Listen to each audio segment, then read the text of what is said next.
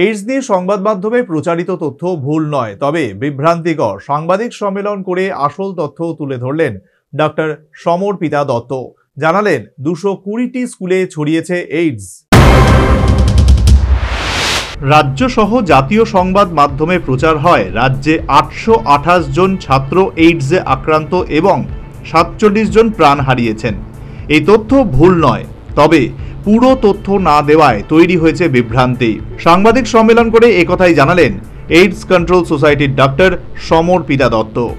তিনি জানান যে এই সংখ্যাটা ঠিকই, তবে সংখ্যাটি গত 17 বছরের, অর্থাৎ 17 বছর ধরে 828 জন ছাত্রছাত্রী আক্রান্ত।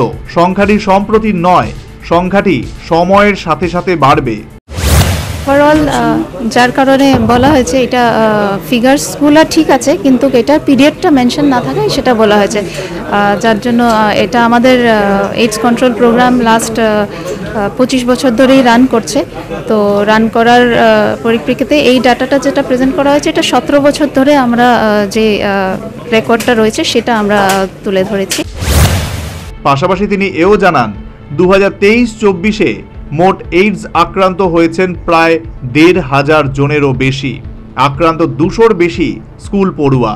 220-র বেশি স্কুলে ছাড়িয়েছে এই মারণ ব্যাধির থাবা।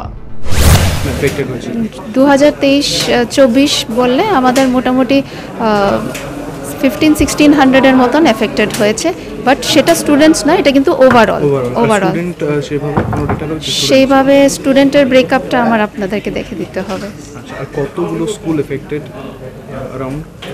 অ্যারাউন্ড 200-এর উপরে স্কুল গোয়িং স্টুডেন্ট আমাদের রাজ্যে আপাতত 220টা স্কুলের মধ্যে আমরা তিনি জানান সাধারণত ইনজেক্টেবল ড্রাগগুলির ব্যবহারের কারণেই ছাত্রছাত্রীদের মধ্যেও এই রোগ ছড়াচ্ছে। তবে একাধিক সচেতনতা প্রকল্প হাতে নিয়েছে এইডস কন্ট্রোল সোসাইটি। স্কুল কলেজের পাশাপাশি বিভিন্ন স্থানে করা হচ্ছে সচেতনতা শিবির। Bureau report, News vanguard.